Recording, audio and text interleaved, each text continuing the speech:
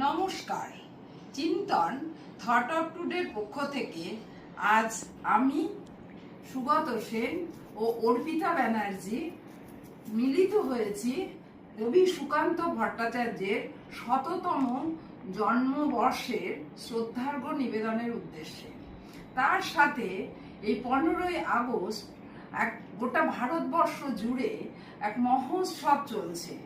এই শুভ লগ্নে আমাদের স্বাধীনতার যে বহু প্রাণের বিনিময়ে যে স্বাধীনতা এবং এই স্বাধীনতা আনতে গিয়ে যেসব প্রাণ চলে গেছে তার কিছু আমরা জানি, কিছু আমরা জানি না। সকলের উদ্দেশ্যেই আজ আমরা কবি সুকান্ত ভট্টাচার্যের সংগ্রামী জীবন, তার কাজ, তার সৃষ্টি নিয়ে একটি আলোচনায় মিলিত হয়েছে। আমাদের প্রথম নিবেদন কবি সুকান্ত ভট্টাচার্যের কবিতা অনন্য পায়। আচ্ছা, যৌথ পাঠে অর্পিতা ও সুগত। অনেক গড়ার চেষ্টা ব্যর্থ হলো, ব্যর্থ বহু উদ্যম আমার। নদীতে জেলেরা ব্যর্থ, তাঁতি ঘরে নিঃশব্দ কামার। অর্ধেক প্রাসাদ তৈরি, বন্ধ ছাদ পেটানোর গান। চাষের লাঙল ব্যর্থ, মাঠে নেই পরিপূর্ণ ধান। যতবার গড়ে তুলি ততবার চকিত বন্যায়, উদ্যত সৃষ্টিকে ভাঙে পৃথিবীতে অবাধ অন্যায়। বারবার ব্যর্থতায় আজ মনে এসেছে বিদ্রোহ, নির্বিঘ্নে গড়ার স্বপ্ন ভেঙে গেছে ছিন্ন ভিন্ন মোহ। আজকে ভাঙার স্বপ্ন, অন্যায়ের দম্ভকে ভাঙার। আজকে ভাঙার স্বপ্ন, অন্যায়ের দম্ভকে ভাঙার। বিপদ ধ্বংসেই মুক্তি, অন্য পথ দেখি না কো আর। অন্য পথ দেখি না কো আর। তাই তো তন্দ্রাকে ভাঙি, ভাঙি জীর্ণ সংস্কারের খিল। রুদ্ধ বন্দি কক্ষ ভেঙে মেলে দিই আকাশের নীল। নির্বিঘ্নে সৃষ্টিকে চাও, তবে ভাঙো বিঘ্নের বেদিকে। নির্বিঘ্নে সৃষ্টিকে চাও, তবে ভাঙো বিঘ্নের বেদিকে। উদ্দাম ভাঙার অস্ত্র ছুঁড়ে ছুঁড়ে দাও চারিদিকে। উদ্দাম ভাঙার অস্ত্র ছুঁড়ে ছুঁড়ে দাও চারিদিকে। আচ্ছা শুভদা, আপনারা দুজনে মিলে যে কবিতা পাঠ করলেন সেখানে আমি ভীষণভাবে আমি খুব মন দিয়ে শুনতে গিয়ে শেষ লাইনটা কোথায় যেন আমাকে একটা ধাক্কা মারে, যে উদ্দাম ভাঙার অস্ত্র ছুঁড়ে ছুঁড়ে দাও চারিদিকে। এখানে কি সুকান্ত ভট্টাচার্য এই যে চারিদিকে এখন ভাঙা চলছে, কাউকে তার বাড়িঘর ভেঙে দেওয়া হচ্ছে, বুলডোজার চালিয়ে দিয়ে সমস্ত তাদের রুটি স্বপ্ন আশা আকাঙ্ক্ষা সব যে ভেঙে চুরমার করে দিচ্ছে, সুকান্ত ভট্টাচার্য কি ভাঙার চারিদিকে সেই ভাঙার কথা বলতে চেয়েছেন? না, সুকান্ত যেটা বলতে চাইছেন সেটা হচ্ছে যে সুন্দরকে সৃষ্টি করতে গেলে অসুন্দরকে ভাঙতে হয়।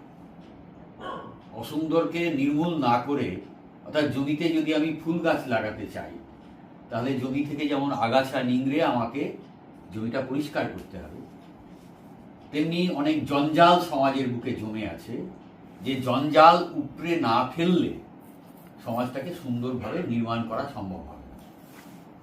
সুকান্ত তো একটা সুন্দর সমাজ গড়ার স্বপ্ন দেখেছিলেন। সেই স্বপ্নকে বাস্তবে রূপদান করতে গেলে যে জঞ্জাল জমে আছে, জগদ্দল পাথরের মতো জমে আছে এই সমাজে। জঞ্জাল বলতে উনি ঠিক কি বলতে চেয়েছেন? জঞ্জাল বলতে অসাম্যের জঞ্জাল, ক্ষুধার জঞ্জাল, অশিক্ষার জঞ্জাল, বাস্তুহীনতার জঞ্জাল, যা কিছু অসাম্য বৈষম্য সৃষ্টি করে রেখেছে মানুষের মধ্যে, সাম্প্রদায়িকতার জঞ্জাল, ধর্মীয় অসহিষ্ণুতার জঞ্জাল, এই সমস্ত জঞ্জাল।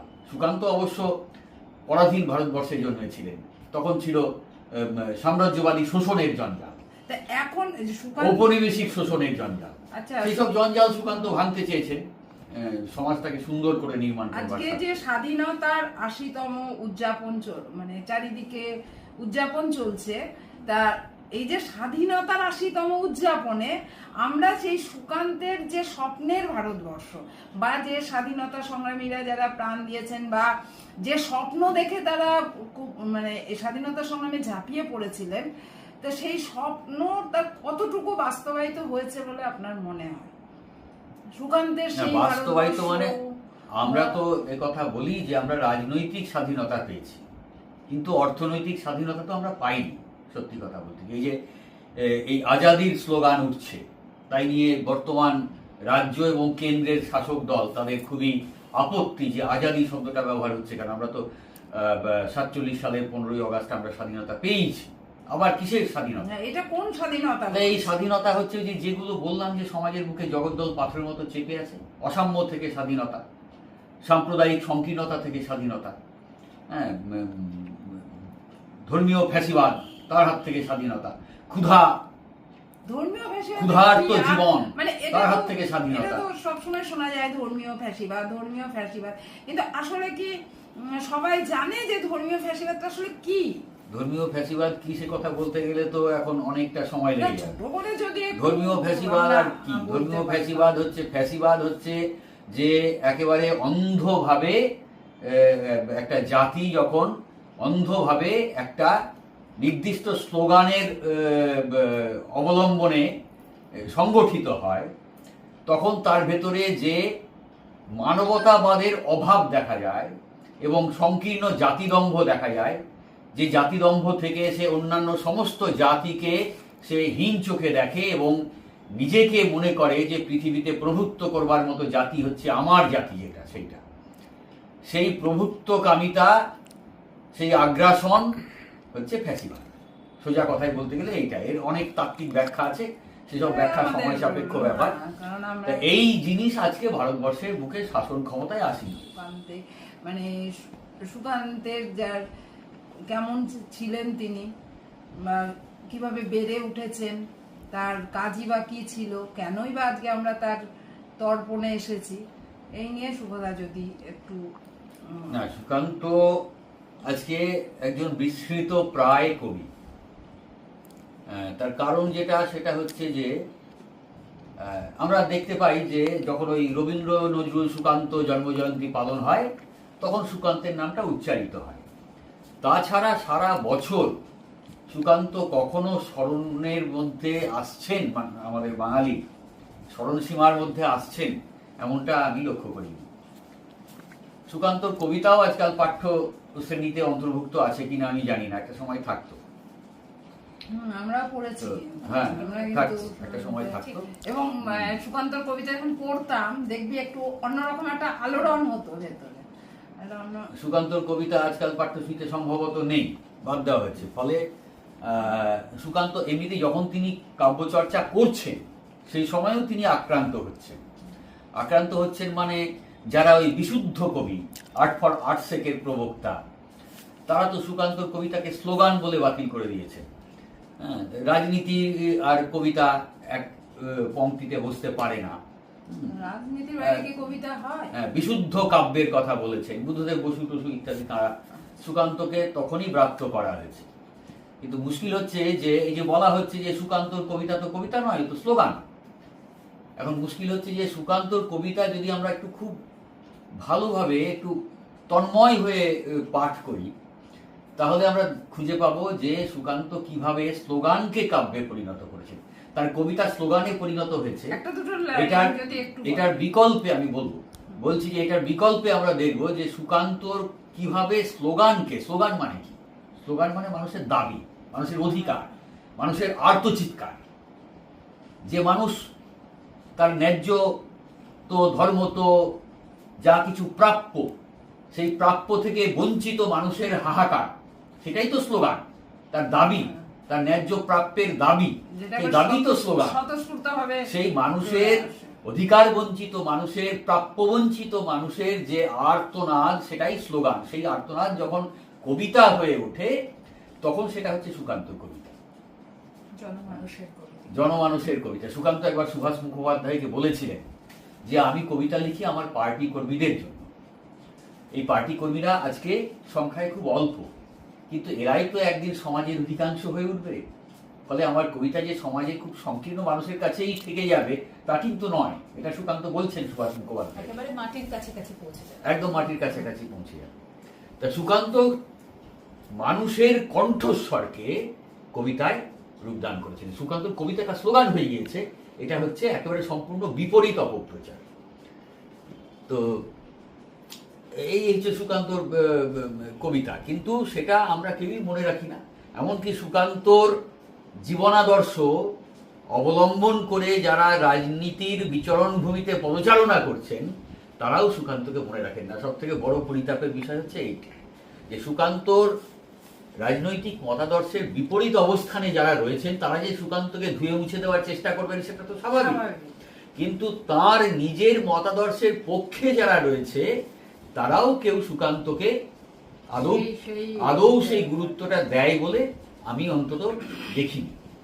একটা সময় আমাদের ছোটবেলাতে দেখতাম সুকান্ত জন্মজয়ন্তী পাড়ায় পাড়ায় পালিত হচ্ছে, তার কবিতা আবৃত্তি করছে বাচ্চারা, স্কুলে স্কুলে হচ্ছে সুকান্ত জন্মদিন, তার কবিতা আবৃত্তি হচ্ছে, কম্পিটিশনেও থাকতো, সুকান্ত নিয়ে চর্চাও হতো। আমাদের ছোটবেলায় যখন আমরা প্রথম কবিতা লিখতে, কোন বাঙালি কবিতা লেখেনি কিশোরবেলায়, প্রথম যখন কাব্য চর্চা শুরু করি তখন সুকান্তর কবিতা নিয়ে আমাদের নিজেদের মধ্যে তর্ক বিতর্ক হতো। এই এই এই ইস্যুতেই তর্ক হতো যে সুকান্তর কবিতা কি আদৌ কবিতা হয়ে উঠেছে নাকি হয়। স্লোগান সর্বস্বতার যে তাকে যে বলা হয় দাগ সুকান্তর কবিতার গায়ে দেওয়া হয়, সেটা নিয়েই অনেক চর্চা হয়েছে, অনেক আলোচনা হয়েছে, তর্ক বিতর্ক হয়েছে। তো এই তর্কের সব চমৎকার জবাব দিয়ে গেছেন সুভাষ মুখোপাধ্যায়। সুকান্ত সমগ্র ভূমিকাটা যদি কেউ পড়ে থাকেন, তোমরা যদি পড়ো তাহলে দেখবে যে সুভাষ মুখোপাধ্যায় চমৎকার এই বইটাতে নেই, এটা সে যেটা এডিশনটা নয়, এটা সেই পাবলিকেশনের বই নয়। তা সুভাষ মুখোপাধ্যায় চমৎকার লিখে গেছেন। তো যাই হোক, সুকান্ত তিনি ওই যে বললাম যে তিনি কমিউনিস্ট পার্টির সদস্য ছিলেন, অবিভক্ত বাংলা তখন। একটা ঘটনার কথা বলি, সুকান্ত কিশোর বাহিনীরও সংগঠক ছিলেন। হ্যাঁ, এটা অনেকেই জানে না হয়তো যে কিশোর বাহিনী তৈরি করেছিলেন সুকান্ত। নোয়াখালীতে বিপিএসএফ এর সম্মেলন, বঙ্গীয় প্রাদেশিক স্টুডেন্টস ফেডারেশন, তখন অবিভক্ত কমিউনিস্ট পার্টি, তার ছাত্র সংগঠন হচ্ছে AISF, all India students federation, তার বাংলা প্রাদেশিক শাখা হচ্ছে বিপিএসএফ, বেঙ্গল প্রভিন্সিয়াল স্টুডেন্টস ফেডারেশন। তার সম্মেলন হচ্ছে নোয়াখালীতে। সুকান্ত সেই সম্মেলনের প্রতিনিধি। সুকান্ত সেই সম্মেলনে কিশোর বাহিনী সংগঠিত করবার জন্য অর্থ সংগ্রহ করেছেন, করে সেই টাকা নিয়ে তিনি ফিরে আসছেন কলকাতায়। তা কলকাতায় ফিরে আসতে আসতে তাঁর প্রচণ্ড খিদে পেয়েছে, দীর্ঘ যাত্রা, গোয়ালন্দ ঘাটে স্টিমারে উঠেছেন, খিদে পেয়েছে, কিন্তু টাকা, তার নিজস্ব টাকা যেটা, সেটা তার কাছে খুব বেশি নেই, সামান্য টাকা কয়েকটা পড়ে আছে। তো আর অনেকগুলো টাকা রয়েছে যে কিশোর বাহিনী যে চাঁদা উঠেছে সম্মেলন থেকে কিশোর বাহিনী সংগঠনটাকে গড়ে তোলবার জন্য, সেই চাঁদার টাকা অনেকগুলো রয়েছে। সুকান্ত খিদে পেটে চেপে ধরে স্টিমারে করে যাচ্ছে। যখন আর কিছুতেই পারেননি তখন পাউরুটি কিনেছেন একটা, আর এক কাপ চা দিয়ে সেই চায়ে পাউরুটি চুবিয়ে চুবিয়ে তিনি খেয়েছেন। তিনি পারতেন ওই কিশোর বাহিনীর যে সংগৃহীত যে তহবিল, সেখান থেকে কটা টাকা খরচ করে খেয়ে তারপরে তিনি খিদে মিটিয়ে পরে তিনি কলকাতায় ফিরে এসে আবার সেই ঘাটতিটা পূরণ করে দিতে পারতেন, কিন্তু তা তিনি করেন। ওই তহবিলে আমি হাত দিতে পারবো না, ওটা আমার হ্যাঁ, ছাত্র আন্দোলনের মধ্যে দিয়ে তো সুকান্তর কমিউনিস্ট পার্টিতে আসা আর কি। তো সুকান্ত শুধুমাত্র কমিউনিস্ট পার্টির কর্মী তো ছিলেন না, উনি স্বাধীনতা পত্রিকাতে নিয়মিত লেখালেখি করতেন, এবং স্বাধীনতা পত্রিকার যে কিশোর সভা যে বিভাগটা, সেই বিভাগটা তিনিই দেখভাল করতেন। তো মাত্র 21 বছরও তার পূর্ণ হয়নি। এই অল্প সময়ের জীবনে তিনি মাঠের লড়াইও করেছেন, আবার কাব্য সাহিত্য চর্চার মধ্যে দিয়ে মানুষের চেতনার জাগরণের যে কাজ, সেই কাজে তা সুকান্ত আসলে চেয়েছিলেন যে মানুষ মানুষের চেতনার উন্মেষ ঘটুক, মানুষের মধ্যে সংগ্রামের একটা বীজ প্রথিত হোক, সংগ্রামের অনুপ্রেরণা তারা লাভ করুক, সেই উদ্দেশ্যেই তিনি কাব্য সাহিত্য চর্চা করেছেন। কিন্তু যেহেতু তার ভেতরে কবিত্ব শক্তিটা ছিল, সেই জন্য সেগুলো সব অসামান্য কবিতাও হয়ে উঠেছে। তিনি যাই চান না কেন, সেগুলো অসামান্য সব কবিতা হয়ে উঠেছে। এখন মুশকিল হচ্ছে যেটা, যে সুকান্ত যে মানুষের মুক্তি সংগ্রামের মধ্যে দিয়ে একদিন যে সমাজটার আমূল পরিবর্তন ঘটবে, এই পরিবর্তনের দিকে সুকান্ত এগোতে চেয়েছেন। আর পরিবর্তনের বিরোধী স্থিতাবস্থার পক্ষের যে শক্তি, সেই শক্তি তো সব থেকে শক্তিশালী আজও। হ্যাঁ, রাষ্ট্র তাদের হাতিয়ার, তাদের আরো সব রাষ্ট্রের নানান সব পিলারগুলো তাদের হাতিয়ার, ফলে তারা অনেক শক্তিশালী। ফলে মানুষের যে বৌদ্ধিক যে শক্তি, সেই শক্তিটাও এস্টাবলিশমেন্ট কিনে রাখে।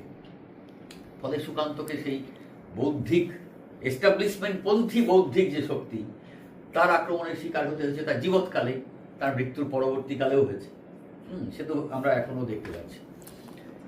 তো জগৎকালে তো সুভাষচন্দ্র ছাড় পাচ্ছেন না, লেনিনও ছাড় পাচ্ছেন না, কেউই ছাড় পাচ্ছে না। কেউই ছাড় পাচ্ছেন না। এখন সুকান্তকে কিশোর কবি বা বিপ্লবী কবি এই তকমা একটা দিয়ে দেওয়া হয়। হ্যাঁ, সেটার সাথে আপনি কতটা একমত? না, এই কিশোর কবি বা বিপ্লবী কবি বলার কোনো মানে হয় না। হ্যাঁ, কারণ সুকান্তকে বরং যদি বলা যায় যে সমাজ সচেতন বা প্রাজ্ঞ, সমাজ সচেতন একজন প্রাজ্ঞ, যদিও অল্প বয়সেই তিনি প্রয়াত হয়েছেন, তবুও প্রাজ্ঞতা তার লেখার মধ্যে দিয়ে আমরা দেখতে পাই। বয়সের সাথে প্রাজ্ঞতার যে সবসময় না, সম্পর্ক থাকে না, থাকে না। ভট্টাচার্য মনে হয় তার একটা প্রকৃষ্ট উদাহরণ। তা সমাজ মনস্ক তরুণ প্রাজ্ঞ বলতে পারি, হ্যাঁ, বা আমরা বলতে পারি যে অসমাপ্ত বয়সের মহাকাব্যিক কবি, এ কথা বললে বরং আরো পারফেক্ট হয়, যে অসমাপ্ত বয়সের মহাকাব্যিক কবি। তা সুকান্তর মুশকিল হচ্ছে যে সুকান্ত যখন কবিতা লিখছেন, তখন রবীন্দ্র পরবর্তী কবি যারা, তারা সবাই রোমান্টিসিজমের চর্চা করছেন, বা ওই বিংশ শতকের যে ইউরোপীয় আধুনিকতা তার চর্চা করছেন। সুকান্ত কিন্তু ওই বিংশ শতকের আধুনিকতা, ইউরোপীয় আধুনিকতা, সেই ইউরোপীয় আধুনিকতার যে বাতাস সমুদ্র পেরিয়ে দেশের কবিদেরকে আন্দোলিত করেছিল, সুকান্ত কিন্তু সেই বাতাসে আন্দোলিত হননি। তিনি রাজপথের কঠিন লড়াইয়ের মুখোমুখি কবিতাকে দাঁড় করান। আমাদের আলোচনা, আজকের আলোচনা অভিমুখ সেই দিকেই হওয়ার উচিত। সুকান্ত যখন কাব্য চর্চা করছেন, তখন রবীন্দ্রোত্তর যুগের কবি তারা সব ওই ব্যক্তি মনস্তত্ত্ব, ইন্ডিভিজুয়ালিজম, আর ইউরোপীয় বিংশ শতকের যে আধুনিকতা, সেই রোমান্টিসিজম, সেই সব নিয়ে তারা চর্চা করছে। তখন সুকান্ত তার কবিতাকে দাঁড় করালেন 43-এর মন্বন্তর, যুদ্ধ, দুর্ভিক্ষ, দাঙ্গা, এইসব ঘটনার মুখোমুখি, কঠিন বাস্তবের মুখোমুখি।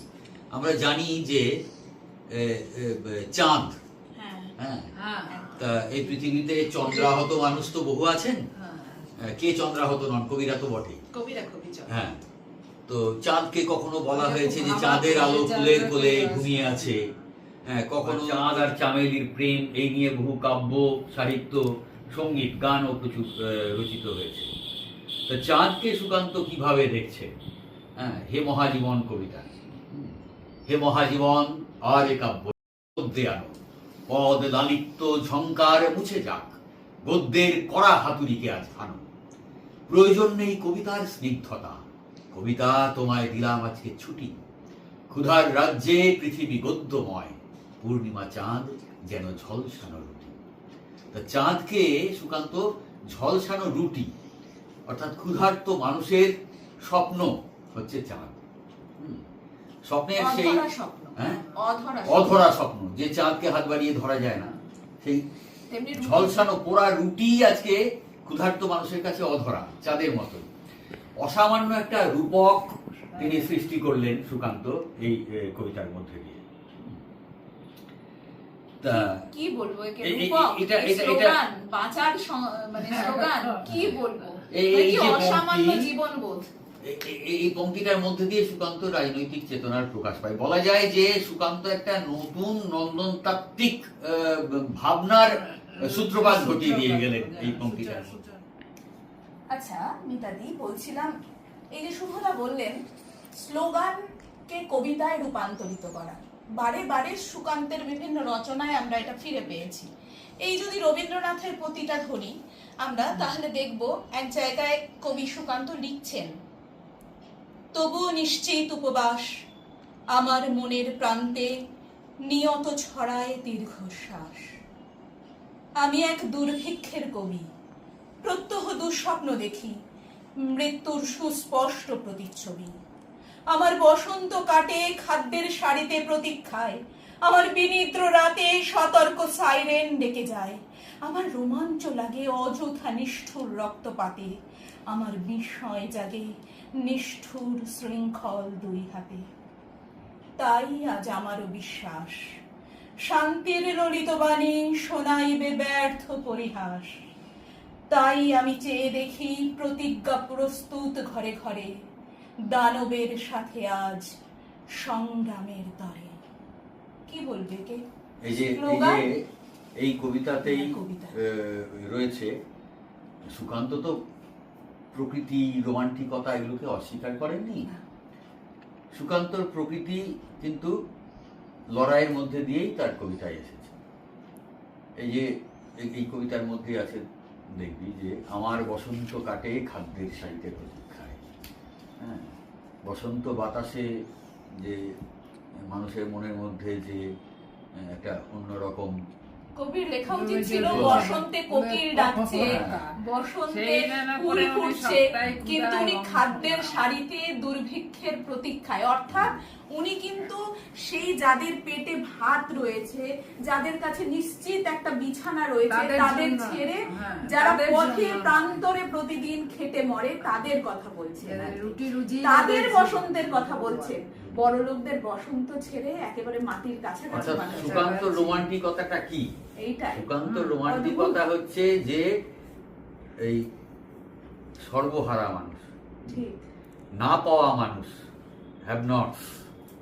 হ্যাঁ, প্রকৃতিও তার কাছে সেই মানুষগুলোর আশা আকাঙ্ক্ষার দিক নির্দেশ কিভাবে করতে পারছে প্রকৃতি, সেই দিকেই তিনি দৃষ্টি নিক্ষেপ করেছেন। তো এখন সুকান্তর কবিতা, তো দেখবি যে সুকান্তর কবিতার শব্দ খুব সাধারণ, স্পষ্ট, সহজবোধ্য শব্দ ব্যবহার করেছেন। ছন্দ, চমৎকারভাবে ছন্দ প্রয়োগ করেছেন। ছন্দ জ্ঞান, অন্তমিল, এসবে তার যথেষ্ট দক্ষতা ছিল ওই অল্প বয়সে। পরিণত বয়সে পৌঁছলে কি হতো তা আমরা কেউ জানি না। এটাই সুভাষ বলতে পারি মুখোপাধ্যায় না। লিখেছেন ভূমিকা। সুভাষ মুখোপাধ্যায় কথা বলেছেন যে পরিণত বয়সে পৌঁছলে কি হতো। তো আমরা তো যেটুকু পেয়েছি তারই সবটা ঠিকঠাক, তার না, সেটাকে অন্তত ব্যাখ্যা বিশ্লেষণটা করা উচিত। আমরা যদি সুকান্তর প্রতি কোনো দায়বদ্ধতা অনুভব করে থাকি, তাহলে দুটো কাজ আমাদের করা দরকার। একটা হচ্ছে তার কবিতাগুলোর অন্তর্নিহিত যে অর্থ, তার ভেতরে যে স্বপ্ন, কামনা, আকাঙ্ক্ষা লুকিয়ে আছে, সেটাকে খুঁজে বের করা এবং তাকে তো অনুসরণ করবার কথা তো বটেই, কারণ তার যারা রাজনীতি, তার মতাদর্শের যারা অনুসারী, তাদের তো সেই জায়গাটাকে ভাবা উচিত বটেই। তার সঙ্গে সঙ্গে কবিতাটাকে কবিতা হিসেবেও ব্যাখ্যা বিশ্লেষণ করা দরকার ছিল, যে তার ভেতরে শব্দ চয়ন, ছন্দ নির্মাণ এবং সেই শব্দগুলোকে ছন্দের মাপে কিভাবে গাঁথা যায় কবিতায়, তার যে দক্ষতা। ছোট ছোট ছোট ছোট কবিতা আছে, মানে অল্প বয়সে ছাত্র ফেডারেশন করবার সময়কালে অল্প বয়সের লেখা, তো এই যে দেয়ালে দেয়ালে মনের খেয়ালে লিখি কথা, আমি যে বেকার পেয়েছি লেখার স্বাধীনতা। টুকরো টুকরো কবিতা সুকান্ত। হেরাজ কন্যে তোমার জন্য এ জনারণ্যে নেই কো ঠাঁই জানাই তাই। সুকান্তর এক প্রেয়সী ছিল, সুকান্তর ক্লাসমেট, অনেক চিঠি লিখেছে তার নাম না করে। তো তাকে উদ্দেশ্য করেই বলছে কিনা আমি জানি না, হেরাজ কন্যে তোমার জন্য এ জনারণ্যে নেই কো ঠাঁই জানাই তাই। তো তার সঙ্গে সংঘাত ছিল, ঝগড়া বিতর্ক সব হতো। সেটা তো সব মিলে, প্রেমের মধ্যে তা- সবই থাকবে। তা এই যে ছোট্ট ছোট্ট কবিতাগুলোর মধ্যেও কি অদ্ভুত স্বরবৃত্ত ছন্দের প্রকাশ। আমার সোনার দেশে অবশেষে মন্বন্তর নয়, জমে ভিড় ভ্রষ্ট নীর নগরে ও গ্রামে, দুর্ভিক্ষের জীবন্ত মিছিল প্রত্যেক নিরন্ন প্রাণে বয়ে আনে অনিবার্য মিল। আহার্যের অন্বেষণে প্রতি মনে আগিম আগ্রহ, রাস্তায় রাস্তায় আনে প্রতিদিন নগ্ন সমারোহ। বুভুক্ষা বেঁধেছে বাসা পথের দুপাশে, প্রত্যহ বিষাক্ত বায়ু ইতস্তত ব্যর্থ দীর্ঘশ্বাসে। তবুও প্রতিজ্ঞা ফেরে বাতাসে নিভৃত, এখানে 40 কোটি এখনো জীবিত। ভারতবর্ষের পরে গলিত সূর্য ঝরে আজ, দিগ্বিদিকে উঠেছে আওয়াজ। রক্তে আনো লাল, রাত্রির গভীর বৃন্ত থেকে ছিঁড়ে আনো ফুটন্ত সকাল। উদ্ধত প্রাণের বেগে উন্মুখর আমার এ দেশ, আমার বিধ্বস্ত প্রাণে দৃঢ়তার এসেছে নির্দেশ। নিরন্ন আমার দেশে আজ তাই উদ্ধত জেহাদ, নিরন্ন আমার দেশে আজ তাই উদ্ধত জেহাদ। নিরন্ন আমার দেশে আজ তাই উদ্ধত জেহাদ। টলমল এ দুর্দিন, থর থর জীর্ণ বুনিয়াদ। তাই তো রক্তের স্রোতে শুনি পদধ্বনি, বিক্ষুব্ধ টাইফুন মত্ত চঞ্চল ধমনী। বিপন্ন পৃথ্বীর আজ শুনি শেষ মুহুর্মুহ ডাক, আমাদের দীপ্ত মুঠি আজ তার উত্তর পাঠাক। ফিরুক দুয়ার থেকে সন্ধানী মৃত্যুর পরোয়ানা, ব্যর্থ হোক কুচক্রান্ত অবিরাম বিপক্ষের হানা। কবিতার শেষ পংক্তিতে এসে কবিতাটা যে শেষ হচ্ছে তার একটা এই শব্দ বয়নের মধ্যে, বাক্য গঠনের মধ্যে, কবিতার পংক্তি গঠনের মধ্যে কিন্তু একটা তার আভাস পাওয়া যায়। সুকান্তর কবিতা 21 বছরও বয়স তার পূর্ণ হয়। কিশোর কালেই তিনি মারা গেছেন, কিশোর কবি বলা হয় বটে, কিশোর কালেই তিনি মারা গেছেন। কিন্তু ওই যে কবিতা যে শেষ হচ্ছে এবার, তা এই যে ক্যাটাস্ট্রফিটা, এটা কিন্তু সুকান্ত অসামান্য গুণে গেছেন তার কবিতাগুলোতে। এই কবিতাটার মধ্যেও তার আস্বাদ আমরা পাই। না, আমরা আমাদের খুব মানে খুব জানি যে কবি সুকান্ত ভট্টাচার্য খুব অল্প বয়সে মারা গেছেন, এটা আজও আমাদের কষ্ট দেয়।